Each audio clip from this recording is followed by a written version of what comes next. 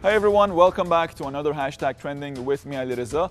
Social media has been very vocal about the recent US airstrikes against resistance forces and their facilities close to the border between Syria and Iraq.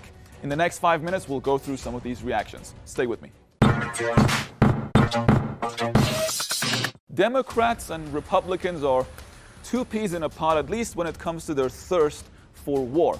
So Joe Biden is in no way an upgrade to his predecessor, Donald Trump.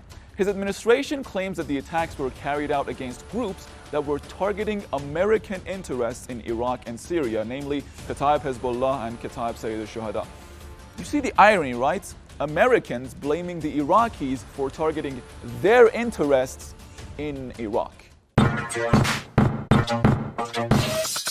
Do we really need the US to still be policing the world in the year 2021? Did we ever really need them?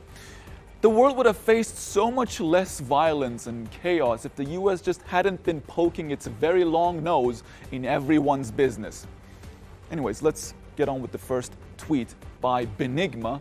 They wrote, America literally bombs Syria and Iraq with a self-defense argument that our troops, who are thousands of miles away from home, are endangered by Iraqi troops who don't want them in their damn country anymore.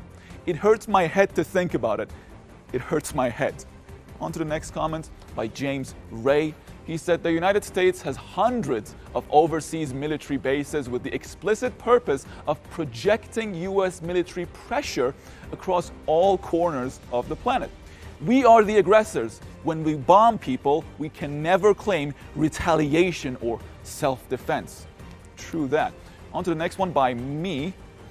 Where have I heard bombing in self-defense before? Oh yeah, it's the same thing Israel says after they bomb and murder children in Gaza.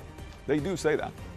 On to the next comment by H. Hamoudi. He wrote, always remember the bombing of Baghdad on April 9th, 2003.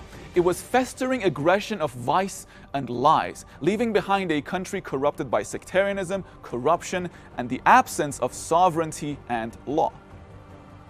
Oh boy, Baghdad and Iraq were only two examples of the application of this rotten foreign policy that the Americans have been spreading around for nearly a century. On to our next batch of comments, the first one coming from CBMF. They wrote, both allies fooling the world for their personal interest and genocide, US and Israel. On to the next comment by Justin Amash.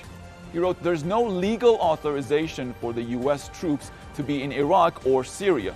Bring them home and stop bombing people under the guise of self-defense. Now, there's a reply to this tweet with an argument by Trevor. He wrote, this was in retaliation for strikes against American personnel. Are you saying that we shouldn't retaliate against soldiers killing our soldiers? To which the 99th monkey replied, it's easy. No, it's not retaliation. It's an attack by an illegal occupation at this point. The airstrikes were retaliation. Didn't we just go through this about a certain two groups in Palestine?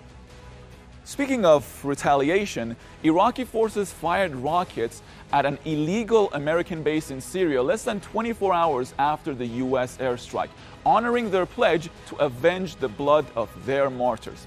On to our final batch of tweets for the day, the first one coming from Jimmy Dore. He wrote, America is terrorizing and bombing the Middle East again. We are the terrorists, we are the imperialists, we are the bloodthirsty, murdering psychopaths, we are the bad guys. This is without Trump. Congrats. On to the next one by Rania Kalek. She wrote, if the Americans didn't want to be targeted in Iraq, they shouldn't have murdered Qasem Soleimani and Abu Mahdi al-Muhandis and then remained in Iraq after being told to leave. There's a price for these things. You can't murder and militarily occupy with zero resistance. On to the next one by Glenn Greenwald. He wrote, as Attackerman said, discussing legality of Biden's bombing raid is parody. The real question is clear. Why is the US still fighting in Iraq and Syria? The answer is because those who rule the establishment wings of both parties need endless war. The final comment of the day comes from Clarice. They wrote, "Weird that my entire life of 47 years we've spent multiple trillions on self-defense, yet I haven't seen the first bomb drop around me. In that same time span, we went from affordable housing, college, etc., to a generation unable to afford all of that."